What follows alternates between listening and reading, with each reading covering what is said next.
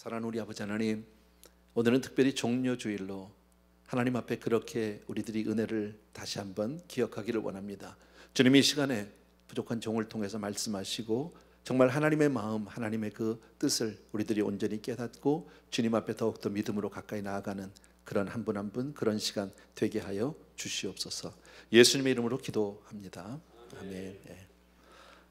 마태복음 21장 1절에서 11절까지인데 제가 읽을 테니까 여러분들은 눈과 귀로 같이 읽어주시면 됩니다. 그들이 예루살렘에 가까이 가서 감람산 벳바게에 이르렀을 때에 예수께서 두 제자를 보내시며 이르시되 너희는 맞은편 마을로 가라. 그리하면 곧 매인 나귀와 나귀 새끼가 함께 있는 것을 보리니 풀어서 내게로 끌고 오라. 만일 누가 무슨 말을 하거든 주가 쓰시겠다 하라. 그리하면 즉시 보내리라 하시니 이는 선지자를 통하여 하신 말씀을 이루려 하심이라. 일러스되 시온 딸에게 이르기를 내 왕이 내게 임하나니 그는 겸손하여 나귀 곧 멍에 매는 짐승의 새끼를 탔도다 하라 하였느니라. 제자들이 가서 예수께서 명하신 대로 하여 나귀와 나귀 새끼를 끌고 와서 자기들의 겉옷을 그 위에 얹음에 예수께서 그 위에 타시니 무리의 대다수는 그들의 겉옷을 길에 펴고 다른 이들은 나뭇가지를 베어 길에 펴고 앞에서 가고 뒤에서 따르는 무리가 소리 높여 이르되 호산나 다윗의 자손이여 찬송하리로다. 주의 이름으로 오시는 이여 가장 높은 곳에서 호산나 하더라. 예수께서 예루살렘에 들어가시니 온 성이 소동하여 이르되 이는 누구냐 하거늘 무리가 이르되 갈릴리 나사렛에서 나온 선지자 예수라 하니라. 아멘. 이 내용은 우리들이 익히 잘 알아요. 그죠? 팜 선데이 우리 종료주일이면 항상 우리가 거의 보게 되는 그런 본문인데 우리 예수님의 생애를 생각해 보면 약이 아니라 33년 동안 짧은 생애를 사셨죠. 근데 그 33년 중에도 우리들이 항상 관심을 갖고 집중해서 보는 것은 공생의 3년이에요. 그 3년 동안에 우리 주님께서는 복음을 전하셨고 병든 자를 고치시기도 했고 그리고 많은 기적들을 행하시기도 했습니다. 그런데 그 3년 중에도 가장 우리가 좀 더 집중해서 봐야 될 기간이 있다면 이 마지막 한 주간이에요. 한 주간. 이제부터 시작해서 이 고난주간 한 주간이 가장 집중적으로 십자가에 대해서 복음에 대해서 가장 설명을 잘 하고 있다라는 겁니다. 네. 바로 그 이 고난주간이 시작되는 이 일주일간의 고난주간의 첫 번째 사건이 바로 우리 주님께서 나귀 새끼를 타고 그리고 예루살렘 성으로 들어가시는 이것이 첫 번째 사건입니다. 이때 많은 사람들이 자기들의 겉옷을 벗어서 펴서 바닥에 깔고 종려나무 가지를 갖다 깔고 그리고 호산나 찬송을 하고 했던 그 모습입니다. 여러분 이거 익히 다 잘 아시는데 그냥 여러분의 도움을 이해를 돕기 위해서 동영상 하나를 잠깐만 볼게요.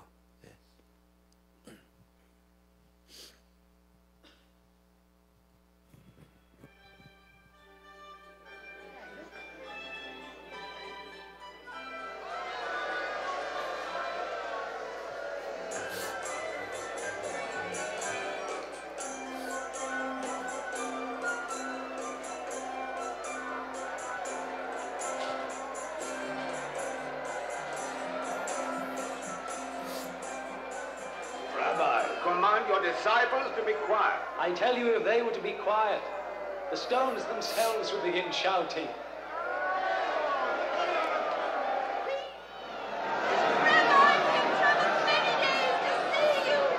Goodness, Jesus, you have saved me! Welcome to our city!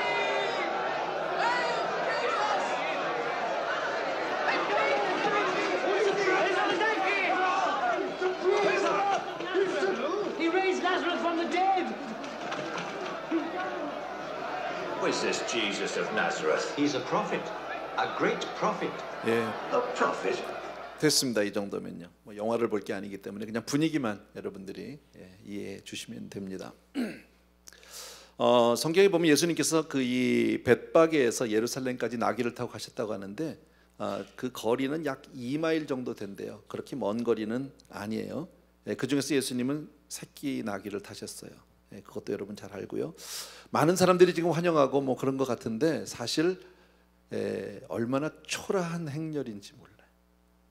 왕의 행렬이라고 보기는 너무나도 정말 초라하고 보잘것없는. 여러분 우리가 왜 과거에 무슨 로마 영화 같은 거 그 당시에 보면은 그 대단하잖아요. 그 군인들이라든지 왕이 막 그 행렬을 잃고 가면 앞뒤에서 그냥 군사들이 쭉 쓰고 에스코트를 하고 나팔을 불고 양쪽에 사람들이 막 박수를 치고 환호하고 하는 그런 모습들. 거기에 비해서 만왕의 왕이신 예수님이 들어가는 모습을 보면 너무 초라하다라는 거지. 뭐 나팔을 부는 사람도 없고 면류관도 없고 평소에 입으신 옷 그대로 그냥 그것도 새끼나기를 타시고 그렇게 들어가고 있다. 사람들은 정말 무질서하게 막 그 주변에 떠돌면서 흙먼지를 날리면서 그냥 서로 환호하고 자기 옷들을 까는 모습을 우리가 볼 수 있습니다. 그런데 이것이 얼마나 굉장한 사건이냐, 정말 엄청난 사건이라는 사실을 우리는 알아야 한다네. 세상 사람들 눈에는 그렇게 비춰질 수 있을지 모르지만 아까 우리가 읽은 대로 구약의 스가랴서 9장 9절에 있는 말씀, 이미 예언되어진 말씀, 메시아가 겸손하게 짐승의 새끼를 타고 예루살렘 성에 입성할 것을 예언하신 그 말씀이 지금 성취되는 그 장면입니다. 그래서 보통 왕이 아닌 만왕의 왕으로서 예수님께서 바로 예루살렘 성으로 입성하시는 그런 엄청난 사건인 줄로 우리는 믿습니다. 또 한 가지 우리가 기억해야 될 것은요, 이때가 그때 시기가 바로 유월절이라는 거예요. 뭐 새삼스러운 얘기 같지 않지만 당시 기록을 보게 되면 그 당시에 그 유월절 제사를 위해서 예루살렘 성에서 잡아서 피를 흘리고 죽인 양의 숫자가 약 25만 마리랍니다. 쿼터 밀리언, 굉장히 많은 거죠. 근데 그것을 한 사람 앞에 하나씩 양을 잡은 것이 아니라 보통 한 가족 단위 혹은 조금 가정이 어려우면 두 가정이 한 마리 정도 이렇게 했대요. 그럼 그것을 거꾸로 추산을 해보면 당시에 예루살렘에 많은 사람들이 그 유월절 제사를 위해서 몰려들게 되잖아요, 타지에서도. 그러면 그 당시에 유월절에 있었던 사람의 숫자는, 모인 숫자는 대략 200만 명에서 250만 명 정도의 사람이 있었을 것이다, 이렇게 추산을 합니다. 자, 왜 제가 이런 말씀을 드리냐면 이렇게 사람이 많고 그렇게 사람들이 많이 모인 곳에 예수님이 이렇게 왕의 행렬로 들어가는 것 자체가 조금 평소의 모습과는 맞지 않기 때문입니다. 왜냐하면 우리가 아는 그 오병이어 있죠. 요한복음 6장에 보게 되면 오병이어 사건이 나오는데 거기 보면 예수님이 정말 그 빈들에서 광야에서 굶주린 그 많은 사람들에게 오병이어를 통해서 빵과 고기를 생선을 나눠주시고 그들을 배불리 먹게 했어요. 얼마나 좋았을까요? 얼마나 흥분과 감격이 있었을까요? 그런데 그 사람들이 그 빵을 먹고 난 다음에 그들이 결정한 게 뭐죠? 예수를 잡아서 우리의 왕을 삼아야 되겠다. 저분만 우리의 왕이 된다면 우리는 이제 먹고 살 걱정은 안 해도 되겠구나 하고 예수님을 왕 삼으려고 했을 때 예수님은 그들을 피해서 홀로 기도하러 떠나셨다라는 거예요. 다시 말씀드리면 나는 어떤 세속적인 영광을 구하러 온 것이 아니다, 대중의 인기나 어떤 그런 사람들의 손에서 내가 권력을 잡고 싶은 것이 아니다. 그래서 슬그머니 그러니까 피하셨던 것을 우리가 알 수 있었어요. 정치적인 왕이 되는 걸 원치 않으셨어요. 또 마가복음을 통해서 보게 되면 예수님이 많은 기적과 이적을 행한 이후에 또 병든 자들을 고친 이후에 여러 차례 이렇게 얘기하셨어요. 다른 데 가서 다른 사람에게 절대 얘기하지 마라.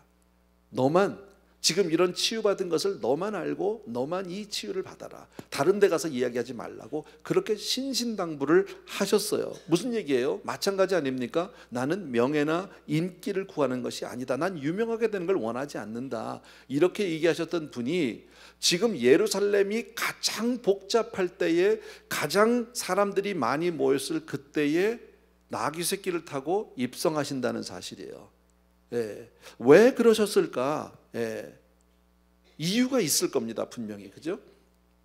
자, 좀 다른 얘기인데 일반적으로 사람들은 자기가 어떤 대접을 받느냐에 따라서 자기 자신을 결정을 합니다. 무슨 얘기냐면 자기가 좀 대접을 잘 못 받게 되면 굉장히 속상해합니다. 화가 납니다. 도대체 사람을 뭘로 보고 이렇게 대접을 하는 거야? 내가 도대체 나를 도대체 뭘로 본 거야? 그래서 어떤 사람은 큰 차를 타지 않으면 좀 화가 나는 사람도 있고요, 자존심이 상해하는 사람들도 있고요. 뭐 우리 목사들 얘기를 하면 예를 들어서 무슨 연합 예배 뭐 이러면 이제 많은 순서가 있잖아요. 참 골 아파요. 누구를 사회를 맡겨야 되는지, 누구를 기도를 시켜야 되는지, 누구를 대표 기도를 시켜야 되는지, 뭐 누구를 성경을 읽게 해야 되는지, 뭐 그런 많은 순서들. 그래서 연합 예배 참 저는 좋아하지 않는데요. 많은 목사들이 오르락 내리락 하면서 다 나오면 마이크 잡으면 한마디씩 한단 말이지. 아주 예배가 예배답지 않은. 왜 그래야 될까요? 그거 안 시키면 삐지거든요.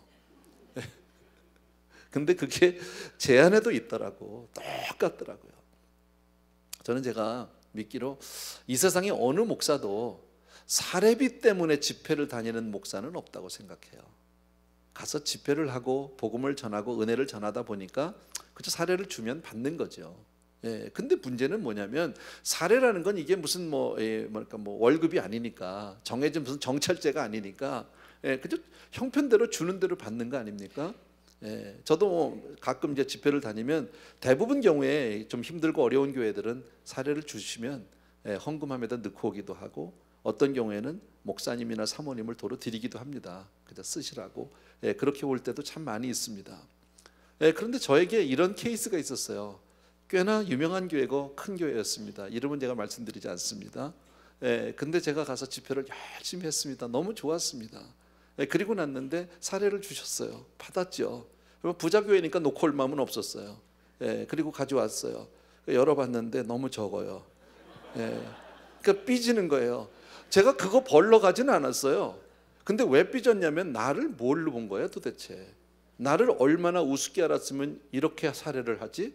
이런 마음이 있으면서 제 마음에 내가 이 교회는 다시 안 간다. 그런, 인간은 다 그런 거더라고 보니까요. 근데 저는 지금 이 장면에서 우리 주님을 한번 생각을 해봤다는 거죠. 아까 얘기했지만 우리 주님이 예루살렘 성에 지금 입성하는 그 행렬은 너무 초라하다는 거죠. 너무 부끄러운 거 아니에요? 그렇게 대접받으면 가겠습니까? 누가?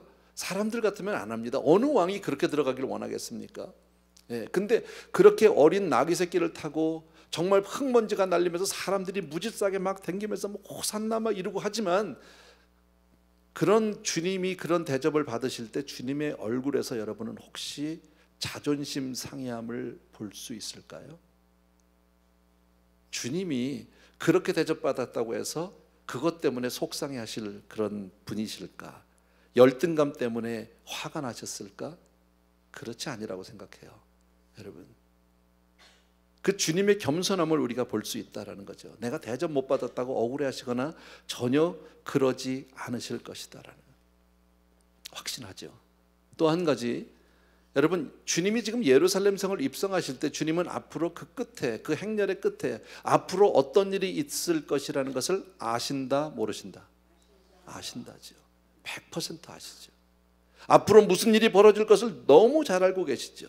제사장들의 그 무서운 시기와 질투, 음모, 또 그 정말 빌라도의 정치적인 위선도 주님은 너무너무 잘 알고 계시는 분입니다. 이 행렬의 결과가 어떻게 될 것이라는 것을 누구보다도 잘 아시는 분입니다. 또 이미 주님은 제자들에게 여러 차례 말씀해 주셨습니다. 앞으로 인자가 고난을 받으실 것이고 십자가에 반드시 죽을 것이라는 이야기를 여러 차례 해 주셨습니다. 온 인류의 죄를 대신하기 위해서 십자가를 향해서 나아간다고 말씀해 주셨습니다. 그렇다면은 제가 왜 이 말씀을 드리냐면요, 예수님은 바로 이 십자가를 지기 위해서 이 땅에 오셨는데, 주님이 십자가를 지신 것은 우리가 다 아는 대로 여러분 억지로 지신 십자가가 아니라는 거예요. 어쩔 수 없어서 지신 십자가가 아니라는 거예요. 주님이 제자들과 더불어서 3년간을 그렇게 사역을 했는데 결국 그렇게 제자들을 모아서 훈련하고 뭐 이러다가 결국 다 쫄딱 망해서 어쩔 수 없이 십자가를 졌다, 그런 것 아니라는 거예요. 로마 병정들이 막 잡으러 다니고 빌라도 제사장들이 예수님을 못 잡아서 막 이럴 때 어쩔 수 없이 도망 다니다가 피하다 어쩔 수 없이 잡혀서 십자가를 지셨다? 아니에요. 여러분, 골방에 숨어 있다가 어떻게 잡혀서 십자가에 잡히셨다, 돌아가셨다? 아니다라는 거예요. 여러분, 주님은 처음부터 정말 하나님의 뜻을 위해서, 성경의 말씀을 이루기 위해서, 우리를 사랑하셔서 우리의 죄를 사해 주시기 위해서 그렇게 와서 십자가에 달리신 분인 줄로 믿습니다. 아멘. 여러분, 많은 사람들이 정말 명예와 이익을 위해서는 어떤 희생도 어떤 용기를 냅니다. 내가 그걸로 인해서 유명해질 수만 있다면, 내가 그것을 칭찬을 받고 나에게 이익이 될 수만 있다면 희생을 두려워하지 않습니다. 그러나 정말 의를 위한 희생과 수고만을 위해서는 얼마나 사람들이 비굴한지 모릅니다. 쉽게 말하면 우리 생색내는 일에는요, 얼굴 나오는 거 좋아합니다. 근데 열심히 했는데 아무도 알아주지 않으면요, 아무도 그것은 하고 싶어 하지 않는다라는. 근데 바로 주님은 그 일을 하셨다. 오늘 우리가 읽었던 그 본문 가운데 겸손한 왕이라는 표현이 있어요. 우리 뭐 다 아는 내용이에요. 여러분, 하필이면 나귀를 타시는데 좀 에미를 타도 되잖아요. 아니면 말을 타시면 더 멋있지 않을까요? 말을 타되 혼자만 타시는 게 아니라 앞뒤로 제자들 쫙 해서 앞에도 세우고 뒤에도 세우고 옆에도 세우고 뭐 이렇게 해서 조직을 해서, 아니면 뭐 좀 뭐 악대도 세우고, 그러면 더 멋있게 들어갈 수 있지 않습니까? 안장도 놓고. 오늘 보니까 새끼 나귀를 타시는데 안장조차 없었어요. 그래서 제자가 옷을 벗어서 그 위에서 깔아드렸단 말이지. 여러분, 너무 초라하게 그렇게 입성하시는 예수님, 뭐예요? 바로 예수님은 하나님의 뜻 앞에서 겸손하다. 그렇게 하신 이유가 뭐라고요? 스가랴서 9장 9절에서 이미 예언하신 그 말씀을 그대로 이루기 위해서. 설사 내가 좀 창피를 당하고, 내가 설사 좀 무시를 당하고, 내가 대접을 받지 못해도 그게 하나님의 말씀을, 하나님의 뜻을 이루는 길이라면 그대로 하겠다라는 거예요. 말씀대로 살겠다라는 거예요. 여러분, 신앙은 그런 거라는 거죠. 우리는 신앙을 통해서 어떤 유익을 구하거나, 우리는 신앙을 통해서 어떤 영광을 취하거나, 내가 유명해지고 내가 어떤 이익을 얻는 것, 그것을 원하는 것이 아니라 주의 말씀이면 순종하는 것, 그것이 설사 내가 손해를 보고 죽는 한이 있어도 주의 말씀이면 순종하는 것, 그것이 바로 신앙인 줄로 믿습니다. 아멘. 네. 주님은 스스로 낮고 천한 자리로 내려가셨습니다. 우리가 잘 아는 대로 교만은 패망의 선봉이에요. 잠언에도 시편에도 그렇게 말씀하고 있어요. 이거 모르는 사람 없어요. 그런데도 우리는요, 겸손이 쉽지 않아요. 나대기 좋아해요. 나서기 좋아하고 드러나는 것 좋아해요. 여러분, 사울이라는 사람이 있었어요. 그가 겸손했을 때 하나님은 그를 세워주셨어요. 이스라엘의 왕을 삼아주셨어요. 근데 그가 왕이 되고 나서 교만해졌어요. 어떻게 됐습니까? 왕위를 폐하셨어요. 가장 대표적인 게 누굴까요? 빌립보서 2장에 우리가 너무 잘 아는 구절이죠. 그리스도는 근본 하나님의 본체시나, 그분은 바로 하나님 그분이시라는 거죠. 근데 하나님과 동등됨을 취하려 하지 아니하시고, 하나님과 같이 그 기득권을 취하려고 안 하시고, 스스로 자기를 비어서 종의 형상으로 이 땅에 오셨다는 거죠. 그리고 죽기까지 복종하셨으니 하나님께서 그를 높이시는데 땅 위에서 뭡니까? 하늘 위에서 땅 위에서 땅 아래서 그의 이름을 모든 이름 위에 높여주셨다고 말씀한다라는 거예요. 여러분, 낮아질 때, 때가 되면 하나님이 높이실 때가 있는 줄로 믿습니다. 그러나 그걸 떠나서 꼭 높아지기보다는 하나님의 뜻이기 때문에 죽기까지 순종할 수 있는, 그렇게 주님을 따르는 것, 그게 바로 신앙이다라고 성경은 말씀합니다. 예수 그리스도는 오직 겸손함으로 평화의 왕, 사랑의 왕, 용서의 왕이 되셔서 저와 여러분을 구원하러 이 땅에 오신 왕이 되어 주신 줄로 믿습니다. 여러분, 세상은 이것을 이해하지 못합니다. 왜? 세상의 방법과는, 세상의 가치관과는 전혀 맞지 않으니까. 그러니까 빌라도가 이해할 수 없었어요. 유대인의 왕이라고 고소를 해서 주님 자기 앞에 와 있는데 보니까 아무리 봐도 이 사람은 왕 같지 않은 거예요. 왕같이 행동하는 배가 전혀 없는 거예요. 그러니까 너무 답답하니까 빌라도가 물어보는 거죠. 네가 진짜 유대인의 왕이냐고요. 이렇게 물었어요. 제사장들도 역시 주님의 그 겸손함을 이해하지 못하기는 마찬가지예요. 그래서 뭐라고요? 참나마도다.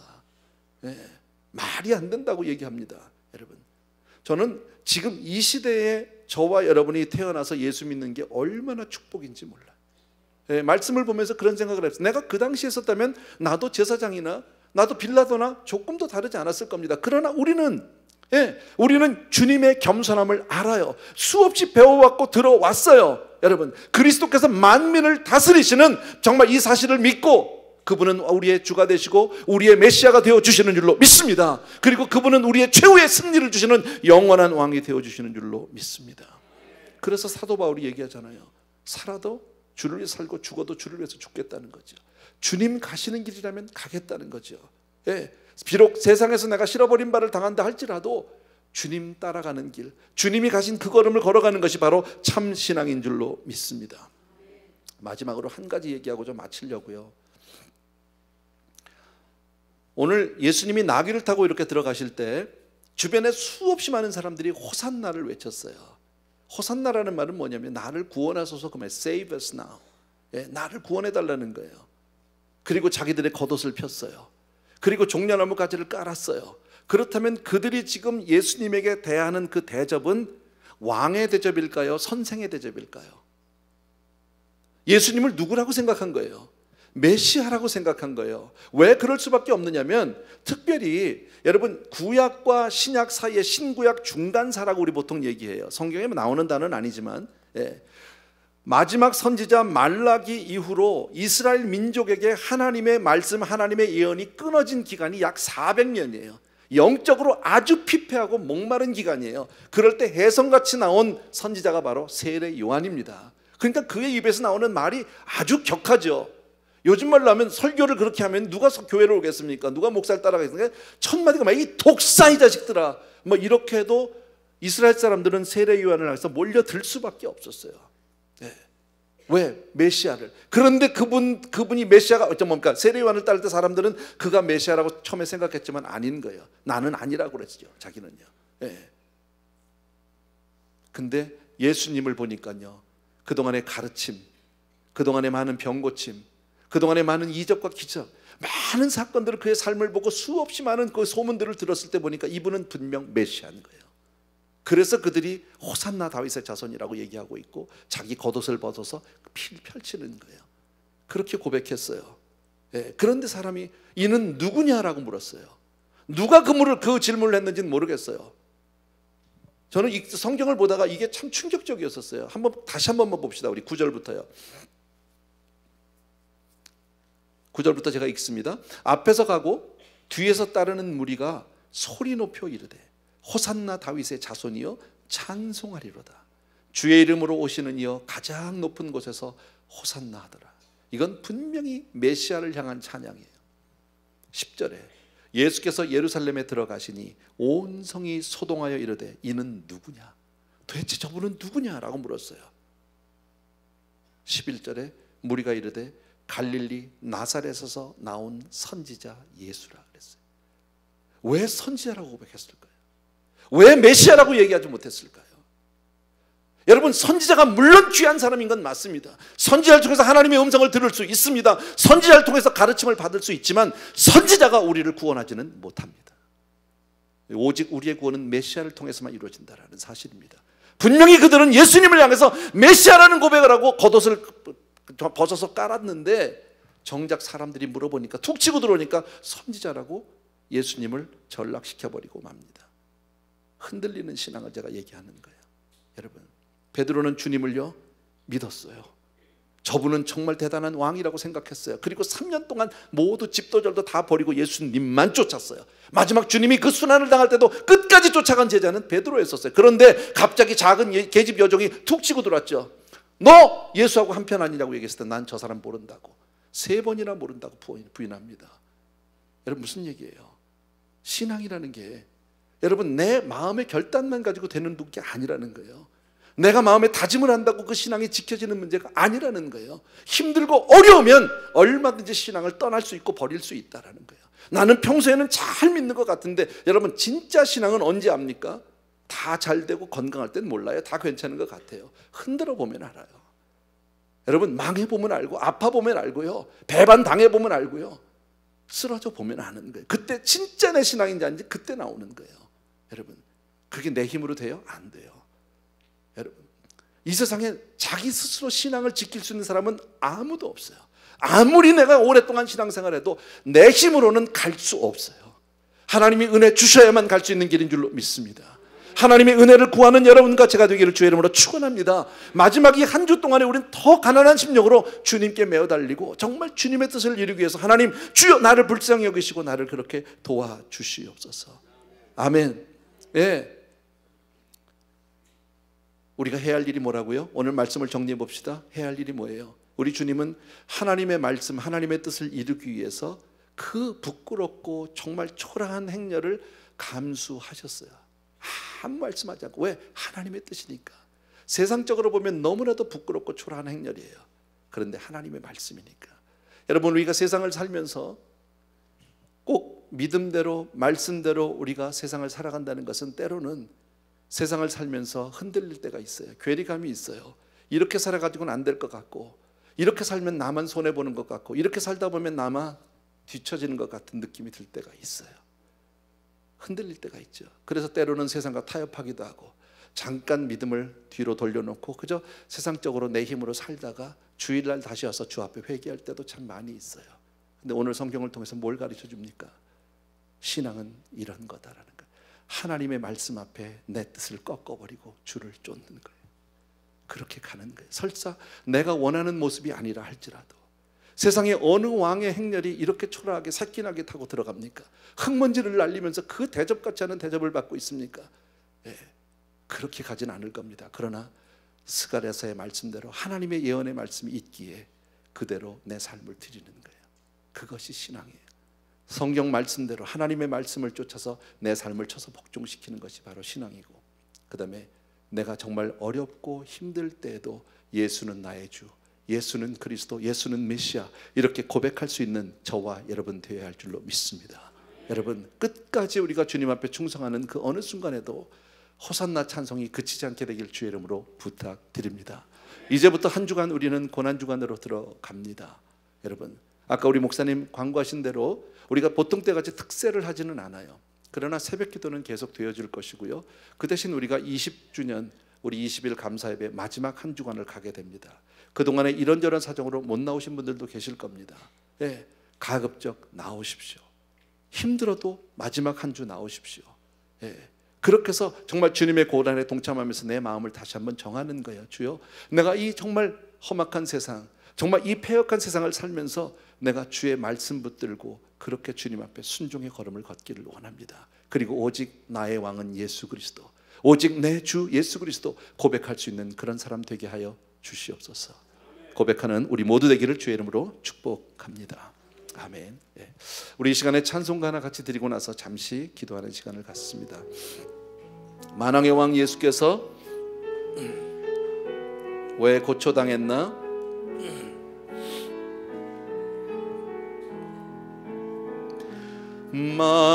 만왕의 왕 예수께서 왜 고초당했나? 이 벌레 같은 날 위해 주 보혈을 흘렸네. 십자가 내가 처음 볼 때에 나의 맘에 큰 고통 사라져. 오늘 믿고서 내 눈 밝았네. 참 내 기쁨 영원하도다. 주 십자가 못 박힘은 속죄함 아닌가매. 그 긍휼함과 그 은혜 말할 수 없도다. 십자가 내가 처음 볼 때에 나의 맘에 큰 고통 사라져. 오늘 믿고서 내 눈 밝았네. 참 내 기쁨 영원하도. 늘 울어도 그 큰 은혜 다 갚을 수 없네. 아멘. 나 주님께 몸 바쳐서 주의 일 힘쓰리. 십자가 내가 처음 볼 때에 나의 맘에 큰 고통 사라져. 오늘 믿고서 내 눈 밝았네. 참 내 기쁨 영원한. 반주는 계속해 주시고 우리 잠시 기도하는 시간을 갖기를 원합니다. 오늘 우리가 잘 아는 본문을 통해서 정말 참된 신앙이 무엇인지를 오늘 우리는 볼 수 있었습니다. 주의 말씀 앞에 내 삶을 쳐서 목종시키고 온전히 순종의 걸음을 걸어가는 것. 주님, 이제 끝까지 내가 주의 말씀을 온전히 다 믿지도 따르지도 못했음을 고백합니다. 그러나 정말 이번 한 주간을 통해서 다시 한번 주님 앞에 믿음을 새롭게 하기를 원하고, 아버지 정말 언제 어느 때든지 그 누가 뭐라고 얘기하든 어떤 환경에서도 예수는 나의 주, 예수는 그리스도 고백할 수 있는 우리 되게 하여 주시옵소서. 하는 마음으로 이 시간에 우리 한 2, 3분 정도만 잠시 기도하는 시간을 갖습니다. 각자가 주님 앞에 한 목소리로 기도하겠습니다. 사랑하는 내 아버지 하나님, 내 자신을 하나님 앞에 온전히 드리면서 기도하기를 간절히 소원합니다. 아버지며 외식하거나 외면하지 않도록 도와주시기 원하고, 주님의 말씀 앞에 주여 내 삶을 온전히 주여 정말 복종시킬 수 있도록 은혜를 베풀어 주시기를 간절히 소원합니다. 우리 귀한 성도님들 가운데 한 분 한 분 그 10년 가운데 주님이 말씀해 주시기 원하고, 하나님 앞에 주여 우리가 무릎을 꿇는 사람들이 될 수 있도록 도와주기를 간절히 소원합니다. 나의 사랑의 주님, 능력의 내 아버지 하나님이여, 우리 사랑하는 성도님들 오늘도 아버지의 주여 귀한 성도님들 위해 주여 정말 우리의 마음을 다시 한번 새롭게 해주시기 원하고, 온전히 믿음으로 말씀으로 설 수 있도록 도와주시기 원합니다. 그 많은 사람들을 구원하시기 위해서 주님 친히 예루살렘 성에 들어가고 우리에게 분명한 메시지를 주기 위해서 이렇게 우리가 갈 수 있도록 어려운 것 같지만 주여 하나님 말씀이 예언된 그대로 그 말씀대로 순종하기 위해서 내 삶을 쳐서 복종시키는 주님의 모습을 통해서 우리가 한 가지를 배우게 되고, 사랑하는 내 아버지 하나님, 또한 아버지의 마지막에 흔들리는 신앙들을 보게 되었습니다. 아버지 하나님, 우리가 어떤 경우에도 하나님 우리의 신앙이 흔들리지 않게 하시고, 예수는 나의 주, 예수는 구세주, 아버지의 예수는 아버지의 나의 왕 고백할 수 있는 우리 귀한 성도님들 다 되어줄 수 있도록 축복하여 주옵소서. 감사합니다. 조용히 자리에서 일어나시면서 마지막 우리 1절 한 번만 더 드리고 마치겠습니다. 만왕의 왕 내 주께서 왜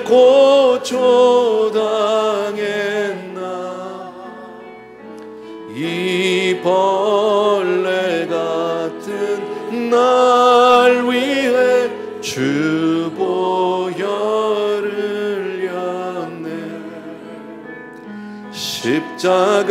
십자가 내가 처음 볼 때에 나의 마음의 큰 고통 사라져. 오늘 믿고서 내 눈 밝았네. 참 내 기쁨 영원하도다. 아멘, 아멘. 은혜로우신 우리 아버지 하나님, 오늘 종료주일을 맞아서 2000년 전에 주님이 우리를 위해서 어떻게 친히 삶의 본을 보이시고 어떠한 희생을 당하셨는지를 같이 생각해 봅니다. 아버지 하나님, 이 한 주간 이제 우리가 고난주간에 들어가게 됩니다. 이 고난주간을 통해서 정말 그리스도의 분명한 그 은혜를 다시 한번 기억하는 우리 모든 성도님들 다 되게 하여 주옵소서. 그리하여 이 패역한 세대, 흔들리는 세대에 끝까지 믿음으로 굳건히 승리하는 성도님들 다 될 수 있도록 은혜 베풀어 주옵소서. 오늘도 귀한 예물들을 정성껏 준비했고 구별했습니다. 그리고 주님 앞에 올려드립니다. 주님, 늘 말씀드리지만 이것은 숫자도 물질도 아닙니다. 우리의 생명을 드려야 마땅하겠거니와 그럴 수 없어서 어쩔 수 없이 대신 이 헌금으로 대신합니다. 이것은, 이 예물은 바로 우리의 고백이요, 우리의 삶이요, 우리의 눈물이요, 우리의 온전한 헌신입니다. 주님, 우리 귀한 성도님들을 올려드립니다. 받아 주시옵소서. 이제는 우리 주 예수 그리스도의 은혜와 하나님 아버지의 극진하신 그 사랑하심과 성령님의 오늘도 한 분 한 분의 심령 가운데 말씀하시고 위로하시고 감동하셔서 끝까지 믿음으로 승리케 해주시는 놀라운 은혜가 이 자리에 있는 모든 사랑하는 형제들 위해 이제로부터 영원토록 함께 계실지어다.